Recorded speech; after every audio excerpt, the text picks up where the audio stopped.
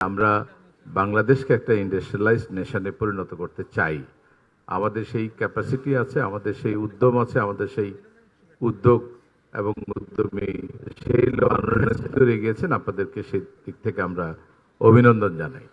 আর আমাদের যে কাজ, আমরা যে দায়িত্বটা পেয়েছি, আমাদের দায়িত্ব হচ্ছে আপনাদের এই চলার পথটাকে কতটা মসৃণ করা যায়, কতটা সহজ করা যায়।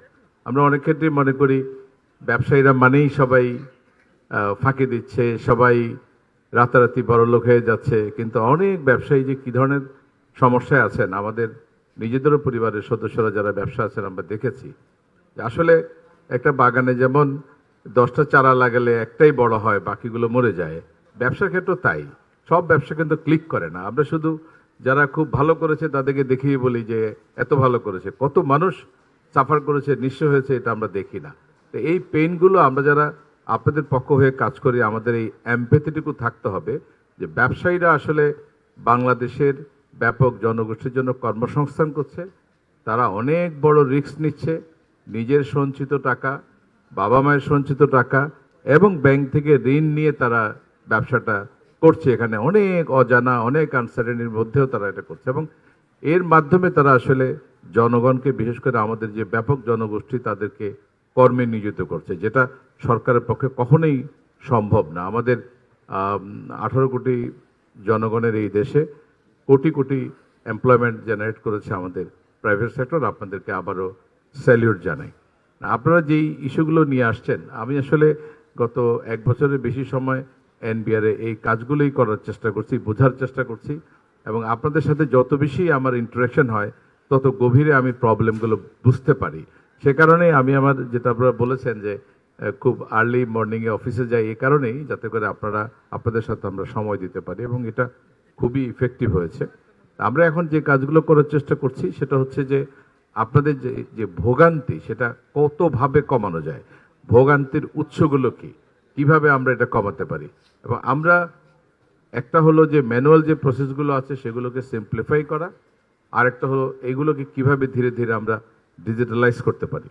এবং আপনাদের সাথে যেটা সরাসরি সম্পৃক্ত যে বন্ড, যেটা নিয়ে বারবার কথা হচ্ছে আমার সাথে, পাশাপাশি কথা, আমি নিজেও কনভিন্স না যে আমি কি মাল আনলাম সেটা রেকর্ডেড, আমি কি মাল বিদেশে পাঠালাম সেটাও রেকর্ডেড, তাহলে আমাকে প্রতি বছর বছর কেন অডিট করতে হবে।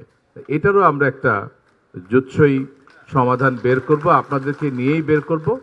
এখন যেহেতু আমরা আমাদের যে বন্ড অটোমেশন প্রজেক্টের আওতায় কম্পালসারি করলাম আপনাদের ইউপি যে কাজগুলো, তাতে সব রেকর্ডে চলে আসবে এবং এখানে আমরা একটা জুৎসই পন্থা বের করতে পারবো। আবার এটাও সঠিক যেটা আমাদের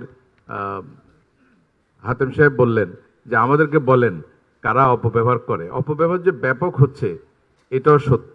বন্ডের ফ্যাসিলিটি তে হয়তো অনেকে ব্যবসা শুরু করেছিলেন, এখন ব্যবসা নাই, কিন্তু বন্ডের আমদানি বন্ধ হয়নি, ফ্যাক্টরি বন্ধ, কারখানা বন্ধ। এবং এটা আমাদের চেয়ে আপনারা বেশি জানেন কার ব্যবসা নাই কিন্তু মালামাল ঠিকই আসছে।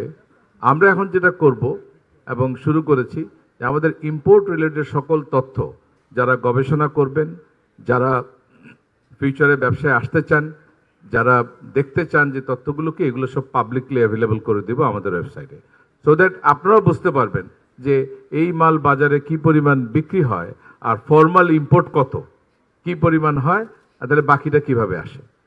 ইম্পোর্ট হয় না অথচ বাজারে মালামাল পাওয়া যায়, এটা কি করে আসে।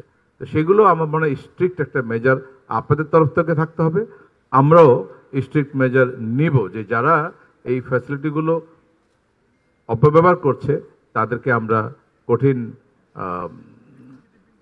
আইনি প্রসেসের মধ্যে নিয়ে আসবো। এভাবে আমরা চেষ্টা করছি আপনাদের ব্যবসাগুলো সহজ করার জন্য। আমাদের আজকে দেখলাম বেশ কিছু বিদেশি বিনিয়োগকারীও আমাদের এখানে ম্যানুফ্যাকচারিং শুরু করেছেন।